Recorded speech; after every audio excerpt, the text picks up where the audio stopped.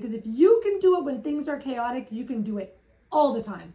You will never freaking quit. You will never freaking quit if you can get started when things are chaotic. I'm sorry, Ashley. No, it's fine. I'm laughing because Ashley, we've got kids, we're good. If you start a journey, and let's face it, life is life. Life happens, and I always laugh because I always have wonderful clients that start with me, and they're like, so excited to get started, and everything is great now, and I'm like, oh, you just wait, and sure enough, a weekend, oh my god, I lost my job, oh my god, my kid has COVID, oh my god, my other kid has COVID, oh my god, everyone's sick in the house, what do I do now? And I know it, I know it's gonna happen, I see it all the time. I'm like, okay, well, just enjoy it while it's there, but I know that shit is gonna hit the fan. Why? Because it always does. That's life. It's life. We can't predict what's gonna happen, and we know that when things are good, they're good, and then we know that at any point in time, especially when we have kids, everything can just go turn to chaos overnight. And so if we're always waiting for the perfect time to start, there, like, it's such a cliche to say that there is no perfect time, but this is true. There is no perfect time. It is always going to be a difficult time to start a journey. But if you start when things are challenging, then you can get through anything. Then you know what? When another challenge comes up, because they always do, when another challenge comes up, you'll be like, I got this. This is easy. I got this. I went through it. I started when things were chaotic and I got through it.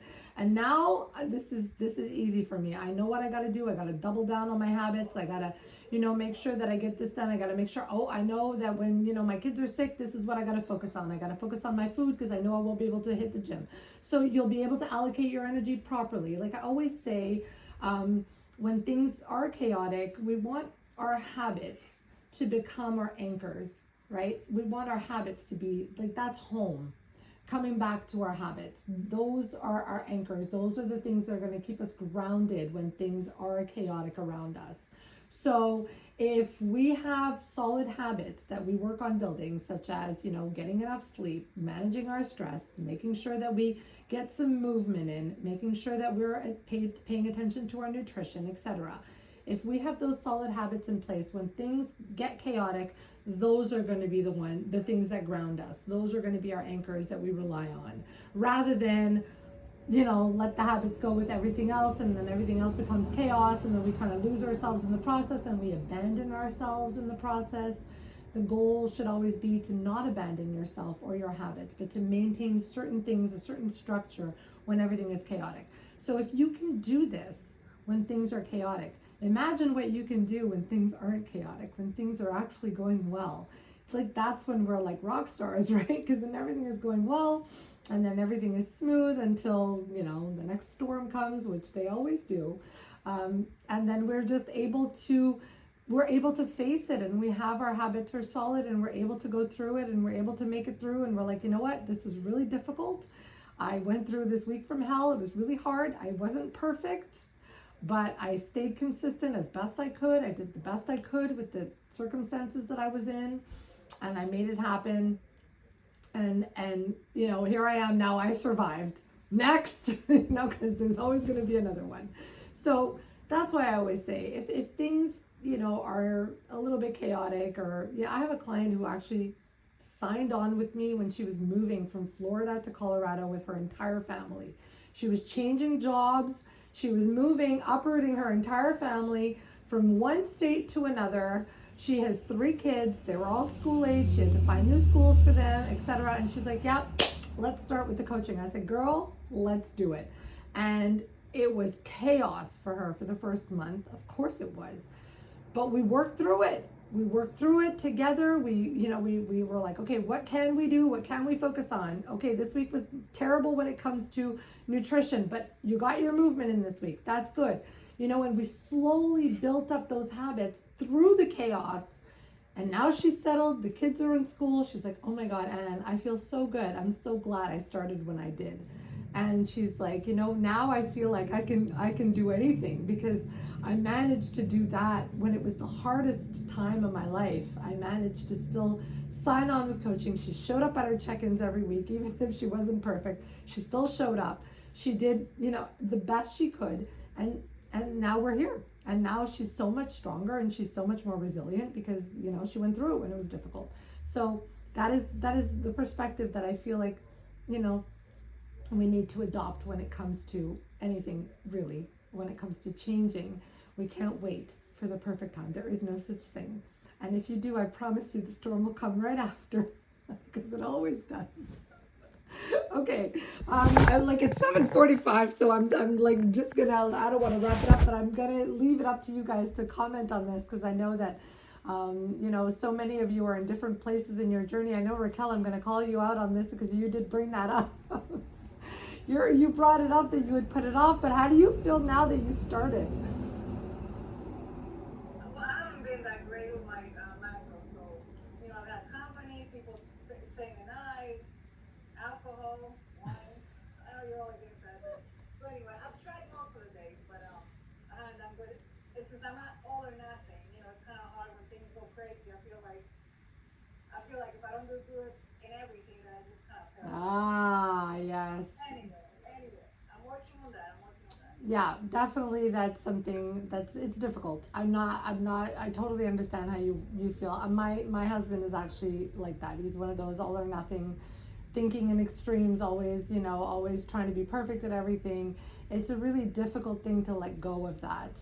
I have a lot of clients that are in that situation as well. I feel like some of my one-on-ones have extremely demanding, high positions in corporate jobs that they have to be super perfect at, and they have to be very assiduous with, and they are so focused on being perfect that when things aren't perfect, that they figure, well, fuck it, I just won't, like, I'll just let everything go, right? But it is something, again, and this goes for everything that we talk about all the time. This takes time. Actually, that's a perfect segue to the third thing I wanted to talk about. All of this takes time. You walk a mile in the woods, you got to walk a mile to get out. You can't expect to undo years and years and years and years of maladaptive thinking, maladaptive behaviors, toxic relationships with your body, with yourself, with your thoughts. You can't expect to undo this in a couple of months, in 6 months, even in a year. It is going to take a long time to undo this way of thinking. So I feel like a lot of the times we catch ourselves because we're like, well, I know that I know that this is the way I need to be thinking, but why can't my brain get on board with this? Like, I know I need to be doing this, but my brain is just not doing it. Like, and that's because your brain loves patterns. Our brains love patterns. They always identify patterns. This is why we recognize faces, right? Because our brains recognize patterns. And so understand that your brain has been living in a certain pattern for so long that it is going to take so much time to undo that pattern and create a new one. And that's okay. That's fine. This is where we need to show grace, and we need to show patience, and we need to show ourselves that love that we need to keep going, because oftentimes we get caught up in this. I need to be here. I should be thinking this way by now. I don't understand why I'm not. I don't understand why I just can't fucking get over it. Why I get on the scale every day and I want to cry even though I know it's just data. Why am I still mad? I can't understand why I'm still thinking this way. This is where we have to catch ourselves and go, listen, it's okay. It's going to take time. Acknowledge it and move on from it. I had a client who was a physician. I have a few clients that are physicians actually, and they're fun to work with because they're extremely regimented, and I had one who was a physician, and she was retired, but she had worked as an ER doctor for many years, and she was a very, very logical thinker. She was like, 1 + 1 is 2, and that's that. And in our check-ins, she would say, Anne, I understand everything you're saying. All of it makes sense, but my brain is just not catching up to what you're saying. Like, why can't I just understand that, I have to do this and this and that in order to get that? But she would get so frustrated with herself because she would be like, I just don't understand why logically speaking, I know better. Why is my brain not catching up to what my thoughts are? And I used to say to her, like, it's okay. It's going to take time for this to undo. It's going to take time, Raquel, for you to undo this all or nothing mentality. It's normal. It's going to take time. We just have to keep being consistent. We just have to keep putting one foot in front of the other. It is really just rinse and repeat over and over with our mindset, with our thoughts, with our actions. It is just a lot of just repetitive behavior, repetitive thinking, all that. It accumulates over time. And then it was like, I know, Shan, my friend, the gym nurse, I'm sure you guys follow her. She was talking about that the other day, and I said to her, it's like day to day nothing changes, and all of a sudden we look back and everything's different, right? It's like, where did that happen? Oh my God, I didn't even realize this was happening. But that's how change happens. It's not just this one big event where we're like, I see the light. It's, a lot of those little things along the way, and we don't even notice that they're happening, and then all of a sudden we turn around and we're like, but everything's different now, and I didn't even notice that things were changing. And that's usually the way it goes for everybody, right? We always expect change to be this big, huge event, and that, there's going to be this pivotal moment where everything's going to change. That's only in the movies. It's not real life. Real life is literally just slow, little boring steps every day, doing the same thing over and over, and then all of a sudden everything is different. And we didn't even notice, but we've been putting in the work, and then it just kind of crept up on us that way, which is a great thing, right? When it happens, all of a sudden I'm like, wow, my life is so different now. I didn't even know. Oh my God. Okay, so on that note, I'm going to wrap it up a little bit because it's almost 8 o'clock, but I wanted to talk a little bit about timelines, because I know, Kathy, you had talked about this timeline thing where you were so focused on the timeline. Like, I just have to get from point A to point B, and then once I get there, I'll be happy. Once I get there, there is no there. It doesn't exist. This is not a straight line. This is ongoing. So I want you to think of it as a circle. It is never ending. It is constantly going. You never get there. And the women that are, again, I say women because I work with women, the women that are focused on an end point, I always say to them, like, there is no finish line. You don't get a prize for getting there. Like, there is no there, right? There's no end point. This is ongoing. This is for the rest of your life. When you remove the stress of this timeline, this imaginary timeline that we have, where we feel so stressed that if we don't get there by a certain time, or like we're always in a rush to get there, right? And then when we remove that timeline and go, hey, wait, just chill. This is for the rest of your life. Like, there's no rush to get anywhere. You're just going to be doing this forever.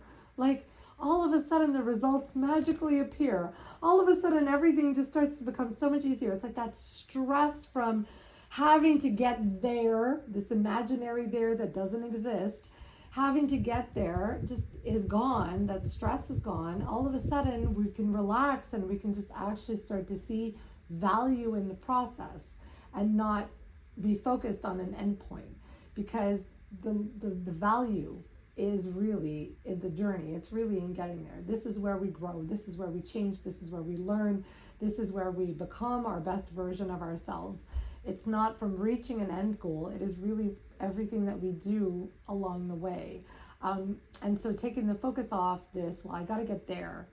And I used to think that way all the time. I used to always be like, oh my God, I just have to get there. Once I get there, I'll be happy. Once I fit into these pants, I'll be happy. Once I weigh X amount, I'll be happy. Once, I can do this, I'll be happy.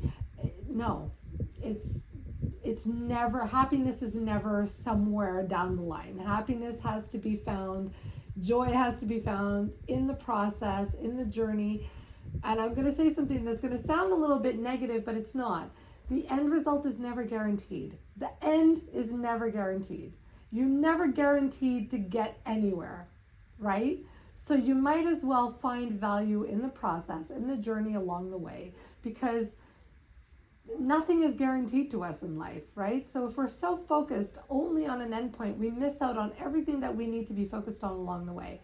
And that's the most important thing. This is where the value comes from. This is where, and again, I know I bring up my longtime clients with me, but I see that evolution when I've worked with someone for a year or 2 years, and I see the evolution in the mindset where at the beginning they're so focused on, I got to get somewhere, I got to get somewhere. And then slowly as the journey unravels, they start to relax a little bit and they realize that, and then at the end of the journey, when they're finally able to move on to their own, they're like, wow, I finally see that the value was never in getting somewhere. It was always in all the things that I've learned and all the ways I've changed along the way. That's like literally where the magic is, right?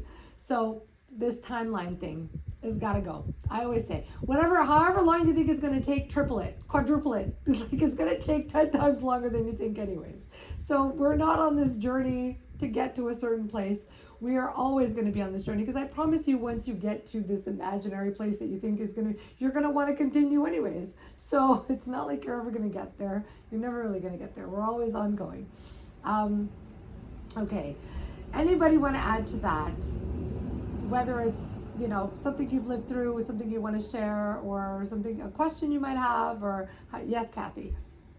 So I think I was the one who kind of started that little conversation in our group chat, because Yeah.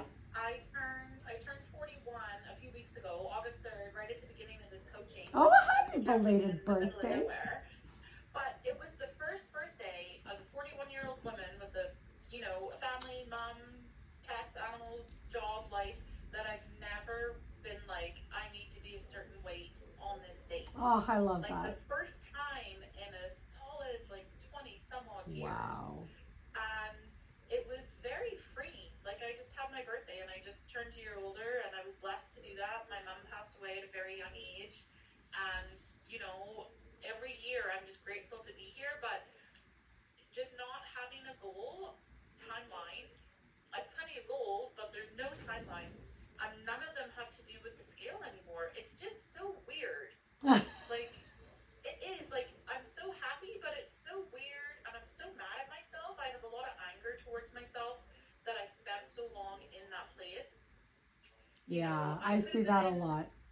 Yeah, I could have been living a great life in my 30s when my kids were little. They're still kind of little, like 9 and 11, but those early years when they were toddlers and the babies and the preschoolers, like, it was just a constant, what does the scale say? Yeah. And the not eating enough food and the under eating, it just, I don't know, I don't go there often, but sometimes when I have my little aha moment, like, things have changed so much. I get mad that I spent so long in those dark times where I was just fucking miserable. I'm probably miserable to live with. Like, I probably wasn't a very nice wife, and I probably wasn't a very nice mom for some of that time, because I just wasn't. I wasn't looking after myself. I wasn't feeding myself. I wasn't, working out. I wasn't healthy. I didn't have the habits. Anyway, it just, when it changes, it is life changing. Isn't it? I said in the group message how dramatic it sounds to say that. No, it's not. It's so very true. Yeah. You're absolutely correct. It is so very true. When that aha moment finally happens and we let that shit go, it is the best feeling in the world. And then we have to also learn to let the shit go from the past too, and be like, you know what? At the time, I thought I was doing the best I could. And that's that. And I mean, we can all go back. Listen, I'm 47. I spent most part of my 30s pregnant or starving myself, one or the other, because I was either pregnant or then I was on a diet, and then I was pregnant again, then I was on another diet, and then I was miserable, and I was hungry, and I was hangry, and I was all those things, right? And I was constantly not wanting to go in a bathing suit with my kids at the beach because I didn't like the way I looked, and we can all go down that road. I feel like we can all connect when it comes to those things, right? When we wouldn't be here if we wouldn't be able to, right? And now we're here, and I'm living proof. I have 3 teenagers. Well, actually, I have a 20-year-old now, which is crazy. But anyway, I have a 20-year-old, a 17-year-old, and a 15-year-old, and they are happy, healthy. Going to the gym, it's like all those years that I spent dieting and doing all this crazy stupid shit, it's what you do now that matters so much more. Like, they look at their mom now, and my girls are like, wow, I want to be strong like my mom, and I want to be in the gym, and I want to be, and I'm always thinking, wow, I guess you know, it doesn't really matter. I mean, it matters, but it matters what you do after and how you can change. It's never too late to change that narrative. It's never too late to pick a different route and pick a different way of living. And, you know, kids will see that and they'll, my 20-year-old not too long ago said to me, Mommy, I'm so proud of you that I don't have an almond mom, you know, that's always starving herself. Like some of my friends, even though I know you did that for so many years, I'm so proud that you're not like that anymore. And that was like my 20-year-old who said that to me, you know, and I was like, oh, wow, I guess they are listening. Like, so, you know, Kathy, like, it's so true what you said. Like, you know, you want to go back and say, ah, I wish I could just take those years back and just change everything. But the most important thing is, here we are today. And we're doing things differently today. And like you said, you celebrated your 41st birthday for the first time, not obsessing over the scale, not obsessing over how much you weighed. That's huge. That's like a huge win. It was. It was just so fun. Yeah. I didn't like, I was away, so I couldn't weigh anyway. But it just, you know, it was just, I don't know. It is just the most coolest thing ever. And I'm so looking forward to like my next birthday or even Christmas, right? The whole, oh gosh, what do I have to fit into before Christmas holidays and Christmas parties? I have none of that anymore. Yeah. Like, I don't know where it's gone. It's just not there. It's gone. Doesn't matter where it went. Yeah, It's gone. It's good. It's gone. But that also comes from just years of learning and changing your mindset and working on that.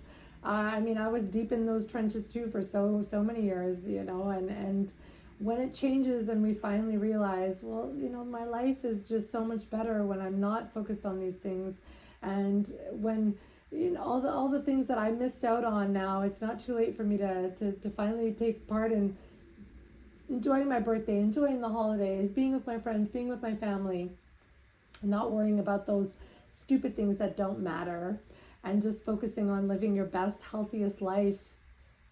That's all we need, right?